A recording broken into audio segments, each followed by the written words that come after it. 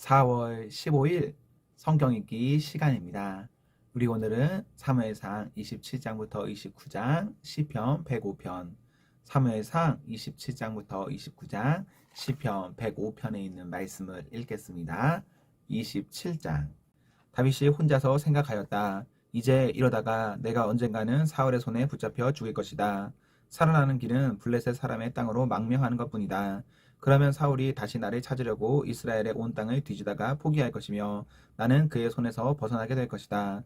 그래서 다윗은 일어나서 자기를 따르는 부하 600명이 거느리고 가드 왕 마옥의 아들 아기스에게로 넘어갔다. 그리하여 다윗은 가드에 있는 아기스에게로 가서 거처를 정하였다. 다윗과 그의 부하들은 저마다 가족을 거느리고 살았는데 다윗이 거느린 두 아내는 이스라엘 여인 아히노암과 나발의 아내였던 갈멜 여인 아비가일이었다.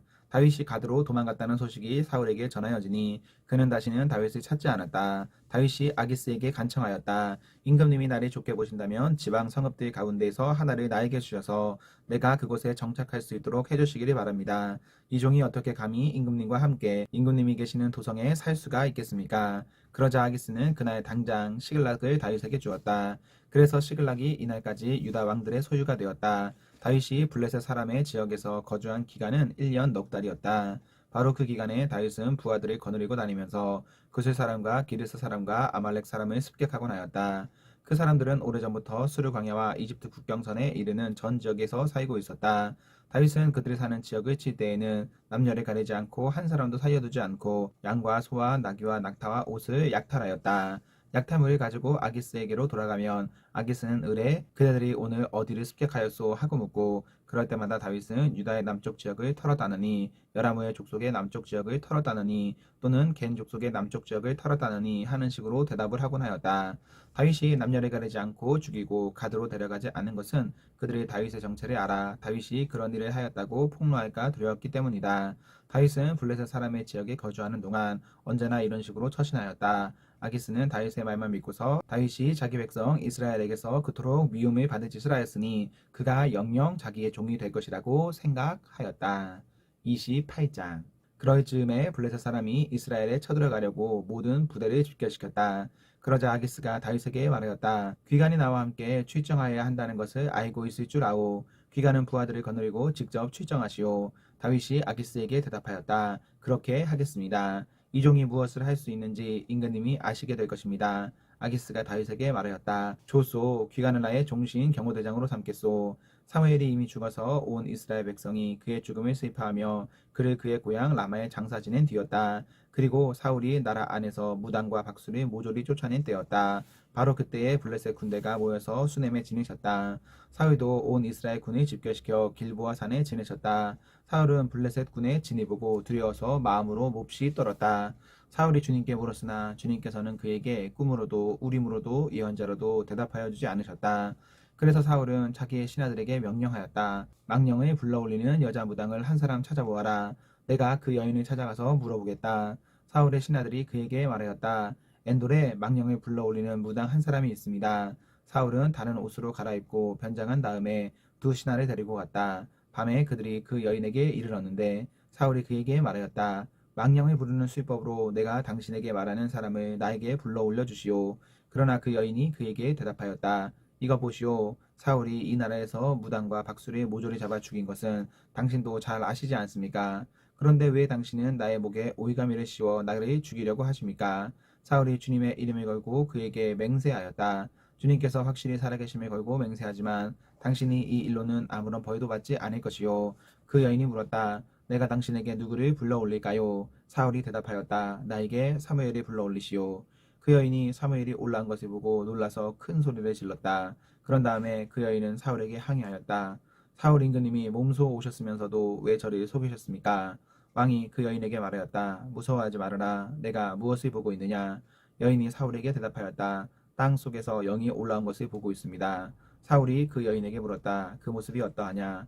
여인이 대답하였다. 한 노인이 올라오는데 겉옷을 걸치고 있습니다. 사울은 그가 사무엘인 것을 알아차리고 얼굴이 땅에 닿도록 엎드려 절을 하였다. 사무엘이 사울에게 말하였다. 당신이 왜 나를 불러올려 귀찮게 하시오? 사울이 대답하였다. 제가 매우 궁지에 몰려 있습니다. 블레셋 사람이 지금 저를 치고 있는데 하나님이 이미 저에게서 떠나셨고 예언자로도 꿈으로도 더 이상 저에게 응답하지 않으십니다. 그래서 제가 무엇을 어떻게 해야 하는지 알고 싶어서 이처럼 어른이 뵙도록 해달라고 부탁하였습니다. 사무엘이 책망하였다. 주님께서는 이미 당신에게서 떠나 당신의 원수가 되셨는데 나에게 더 묻는 이유가 무엇이요? 주님께서는 나를 시켜 전하신 말씀 그대로 당신에게 하셔서 이미 이 나라의 왕위를 당신의 손에서 빼앗아 당신의 가까이에 있는 다윗에게 주셨소. 당신은 주님께 순종하지 아니하고 주님의 분노를 아말렉에게 쏟지 아니하였소. 그렇기 때문에 주님께서 오늘 당신에게 이렇게 하셨소. 주님께서는 이제 당신과 함께 이스라엘도 블레셋 사람의 손에 넘겨주실 터인데 당신은 내일 당신 자식들과 함께 내가 있는 이곳으로 오게 될 것이요. 주님께서는 이스라엘 군대도 블레셋 사람의 손에 넘겨주실 것이요. 그러자 사울은 갑자기 그 자리에 쓰러져 땅바닥에 벌렁 넘어졌다. 사무엘의 말을 듣고서 너무나 두려웠기 때문이다. 게다가 그는 그날 하루 종일 그리고 밤새도록 굶었으므로 힘마저 쭉 빠져 있었다. 그 여인이 사울에게 가까이 와서 그가 아주 기진맥진해 있는 것을 보고 그에게 말하였다. 보십시오. 이 종은 임금님의 분부를 다 따랐습니다. 저는 목숨을 내놓고 임금님이 저에게 명령하신 대로 다 이루어드렸습니다. 그러므로 이제는 임금님도 이 종의 말씀을 들어주시기 바랍니다. 제가 임금님께 음식을 좀 대접하여 드리겠습니다. 임금님이 길을 더 가시려면 기운을 차리셔야 하니 음식을 드시기 바랍니다.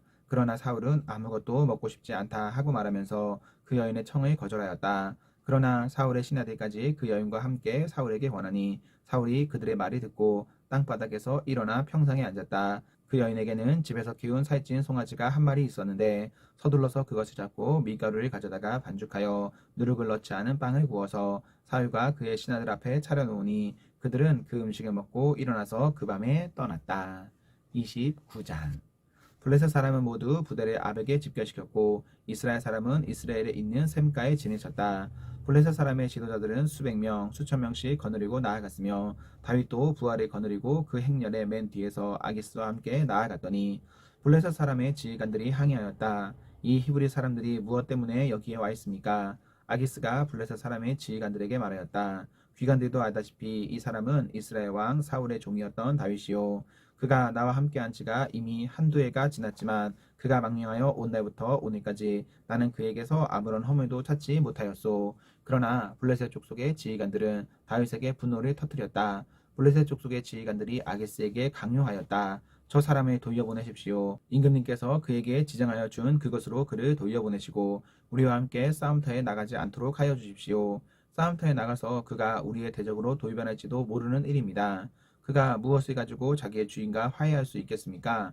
우리 군인들의 머리를 잘라다 바쳐서 하지 않겠습니까? 그가 바로 이스라엘 백성이 춤을 추면서 사울은 수천 명을 죽이고 다윗은 수만 명을 죽였다 하고 추켜 세우던 그 다윗이 아닙니까? 마침내 아기스가 다윗을 불러 말하였다. 주님께서 확실히 살아계심을 걸고 맹세하지만 장군은 정직하였소. 나에게 오늘부터 오늘까지 나는 장군에게 아무런 허물도 찾지 못하였기 때문에 장군이 나와 함께 이 부대에 들어와서 출전하는 것을 좋게 생각하였소. 그런데 저 지휘관들은 장군을 못마땅해 하오. 그러니 이제 장군은 블레셋 사람의 지도자들의 눈에 거슬리는 일을 더 이상 하지 말고 평안히 돌아가기를 바라오. 이번에는 다윗이 아기스에게 항의하였다. 내가 잘못한 일이 무엇입니까? 임금님을 섬기기 시작한 날부터 오늘에 이르기까지 임금님께서 말씀하신 대로 종에게서 아무런 허물이 드러나지 않았다면 왜 이 종이 이제 나의 상전이신 임금님의 원수들과 싸우러 나갈 수가 없습니까?